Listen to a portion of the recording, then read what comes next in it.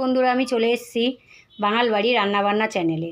তো আজকে আমি চিড়ের পকোড়া বানিয়ে আপনাদেরকে দেখাবো। তো দেখুন, চিড়ে পকোড়া বানাতে গেলে কি কি উপকরণ লাগে।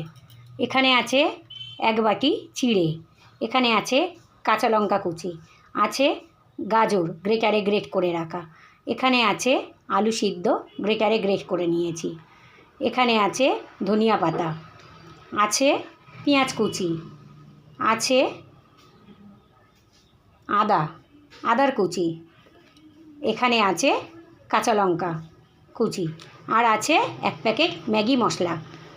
তো দেখুন কিভাবে আমি বানাই চিড়ের পকোড়া। প্রথমে দিয়ে দেব 1 বাটি চিড়ে,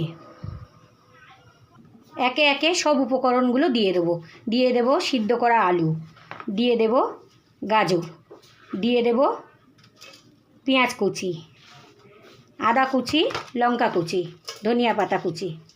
এগুলোকে সব আমি একসঙ্গে দিয়ে ভালো করে মেখে নেব। দিয়ে দেব স্বাদ মতো লবণ, দিয়ে দেব ম্যাগি মশলা। এবারে আমি এগুলোকে ভালো করে হাত দিয়ে মেখে নেব।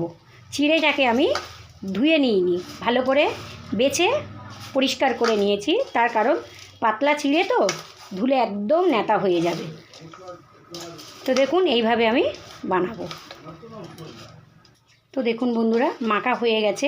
এবারে আমি এইগুলোকে ছোট্ট ছোট্ট গোল গোল করে নেব, বলের মতন বানিয়ে নেব।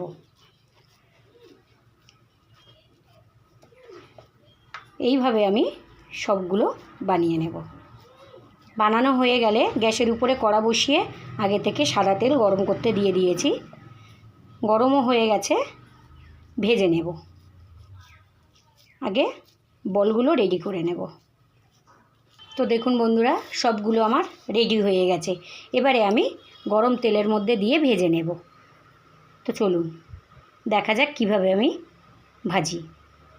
তো দেখুন বন্ধুরা, কড়া বসিয়ে দিয়েছি, তেলও গরম হয়ে গেছে। এবারে আমি এগুলোকে ভালো করে ভেজে নেব।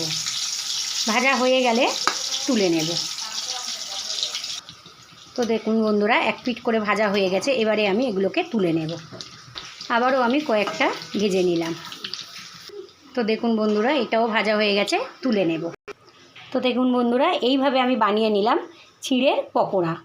তো আপনারা এইভাবে বাড়িতে চিড়ের পকোড়া বানিয়ে চা কফি দিয়ে খেয়ে দেখুন, নাস্তা দারুণ লাগবে। আর তার সঙ্গে সঙ্গে একটা করে লাইক কমেন্ট শেয়ার সাবস্ক্রাইব করে দেবেন। আর ভিডিওটা প্রথম থেকে শেষ পর্যন্ত দেখুন কিভাবে আমি বানালাম চিড়ের পকোড়া। নমস্কার।